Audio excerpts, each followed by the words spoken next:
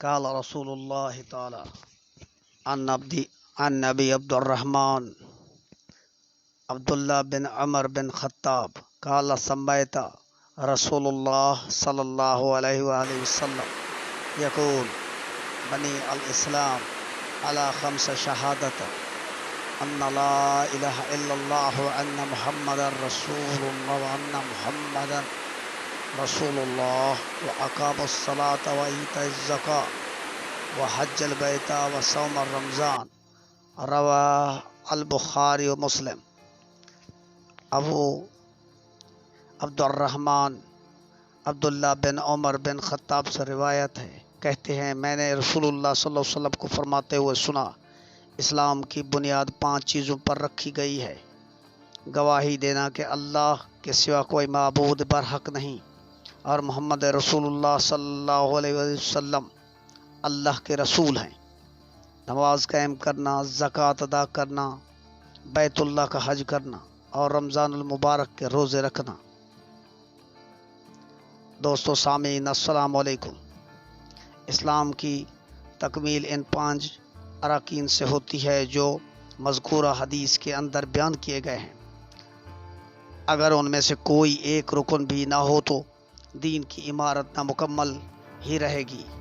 اگرچہ توحید اور رسالت کے اقرار کے بعد انسان اسلام میں داخل ہو کر مسلمان کہلانے کا حقدار تو ہو جاتا ہے، مگر اس کا دین اور اس وقت مکمل نہیں ہوتا جب وہ باقی ارکان پر بھی عمل پیرا نہ ہو۔ اسلام کے مذکورہ ارکان میں سے کسی ایک رکن کی فرضیت کا انکار کرتے ہوئے اسے ترک کرنے والا کافر ہو جائے گا، البتہ سستی اور کاہلی سے چھوڑنے والا سخت کبیرہ گناہ کا مرتکب اور فاسق ہوگا۔ لیکن دوستو ملت اسلام سے خارج نہیں ہوگا سوائے نماز کے۔ محققین اہل علم ایک معتبر تعداد سے سستی و کاہلی سے بھی تارک نماز کو خارج از ملت قرار دیا ہے۔ یہ تھے وہ ارکان اور بنیادی ستون جن پر دین اسلام کی عمارت قائم ہے۔ اب ان تمام کی وضاحت کی جاتی ہے۔ اسلام کا پہلا رکن توحید و رسالت کا اقرار کرنا۔ اسلام کا پہلا رکن 2 حصوں پر مشتمل ہے۔ حصہ اول توحید کہلاتا ہے، یعنی دل و زبان سے اس بات کا اقرار کرنا کہ اللہ کے سوا کوئی سچا معبود نہیں، وہی حاجت روا اور مشکل کشا ہے، زندگی اور موت کا وہی مالک ہے، اولاد دینے والا، رزق پہنچانے والا، نفع و نقصان کا وہی مالک ہے، صرف وہی مختار کل ہے، باقی سب عاجز بندے ہیں۔ کوئی نبی، ولی، فرشتہ یا بزرگ اللہ کی ذات یا صفات یا حقوق و افعال میں اس کا شریک و ہمسر نہیں، وہ اپنی ذات کی طرح صفات میں بھی یکتا ہے۔ توحید کے برعکس عقیدہ کو شرک کہا جاتا ہے۔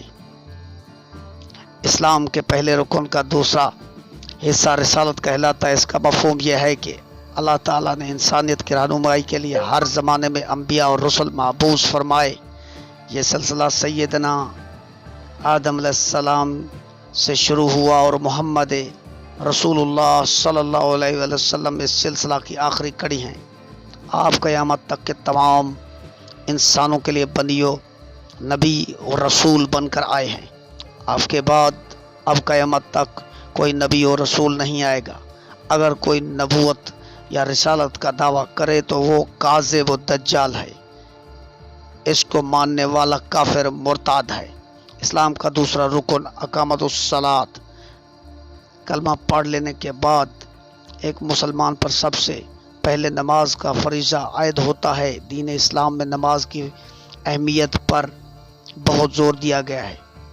دوستو قرآن مجید میں سینکڑوں بار نماز کا حکم آیا ہے اور 20 جگہ نماز کو اہل ایمان کی علامت قرار دیا گیا ہے۔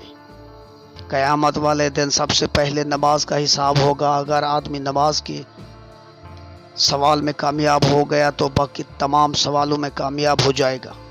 نبی صلی اللہ علیہ وسلم نے اسلام اور کفر کے درمیان حد فاصل نماز کو ہی قرار دیا ہے، بلکہ آپ نے نماز پر اس قدر زور دیا کہ فرمایا جب بچہ 7 سال کا ہو جائے تو اس سے نماز کی تعلیم دو، اگر 10 سال کا ہو جائے اور نماز میں سستی کرے، نماز میں سستی کا مرتکب ہو تو اسے سزا دو۔ ابو داؤد میں ہے، حدیث نمبر ہے 494۔ امیر المومنین حضرت عمر فاروق رضی اللہ تعالیٰ عنہ کو فرمان ہے، جو شخص نماز نہیں پڑھتا اس کا اسلام کے ساتھ کوئی تعلق نہیں۔ موتا میں ہے 45۔ قرآن مجید اور احادیث مبارک میں نماز کے لیے اقامت کا لفظ استعمال ہوا ہے۔ اقامت کا مفہوم صرف نماز پڑھ لینا ہی نہیں، بلکہ نماز کو بالتزام اور مکمل آداب و شرائط کے ساتھ ہمیشہ پابندی کے ساتھ باجماعت مسنون طریقہ کے مطابق ادا کرنا ہے۔ دوستو، اللہ ہم سب کو عمل کی توفیق عطا فرمائے۔ اسلام کا تیسرا رکن زکوٰۃ ہے۔ زکوٰۃ کا لغوی معنی نشو و نما و پاک کرنا ہے۔ جو لوگ صاحب حیثیت ہوں ان پر اللہ تعالیٰ نے فرض کیا ہے کہ وہ اپنی دولت میں مخصوص حصہ اللہ کی راہ میں خرچ کریں، تاکہ دولت گردش کرتی رہے اور مالداروں کے دل میں دولت کی محبت گھر نہ کر جائے۔ نیز معاشرے کے جو افراد مفلوک الحال مفلس نادار ہوں ان کی مدد کی جائے۔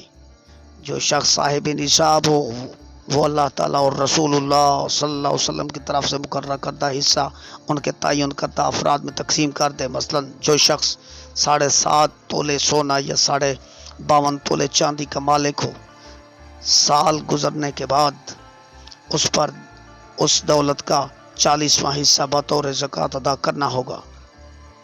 کرنا فرض ہوگا۔ اس طرح اگر کسی کے پاس 40 بکریاں سال بھر موجود ہیں تو سال کے بعد ایک بکری بطور زکوٰۃ ادا کرنا فرض ہے۔ اسی طرح گائے، اونٹ وغیرہ کا علیحدہ نصاب ہے۔ عشر و صدقہ الفطر وغیرہ بھی زکوٰۃ کے اقسام ہیں۔ اسلام کا چوتھا رکن ہے حج۔ جو شخص صاحب استطاعت ہو، یعنی اپنے اہل و عیال اور زیر کفالت اشخاص کی جملہ ضروریات پوری کرنے کے بعد سفر بیت اللہ کا متحمل ہو، اس پر لازم ہے کہ وہ ایام حج میں اللہ تعالیٰ کے گھر جا کر متعلقہ مناسک ادا کرے۔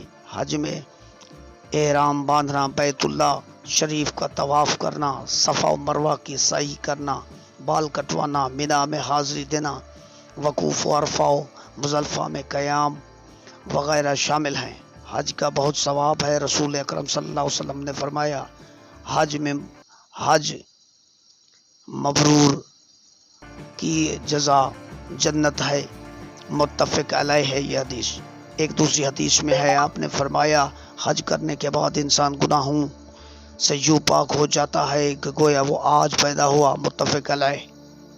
حضرت علی کا ارشاد ہے، جو شخص قدرت و طاقت کے باوجود حج نہیں کرتا وہ خواہ یہودی ہو کر مرے یا عیسائی ہو کر، یعنی اسلام پر اس کے خاتمے کا امکان نہیں۔ حضرت عمر فاروق رضی اللہ تعالیٰ عنہ فرماتے ہیں، میرا ارادہ ہے کہ اپنے کرندوں کو ملک کے اطراف میں بھیج کر ان لوگوں کا پتہ چلاؤں جو استطاعت کے باوجود حج نہیں کرتے، تاکہ ان پر جزیہ مقرر کر دوں۔ اور ایسے لوگ مسلمان نہیں، یہ لوگ مسلمان نہیں ہیں۔ اسلام کا 5واں رکن رمضان المبارک کے روزے ہیں۔ دوستو، آگے رمضان شریف کے روزے آنے والے ہیں۔ ہم سب کو چاہیے کہ اس رکن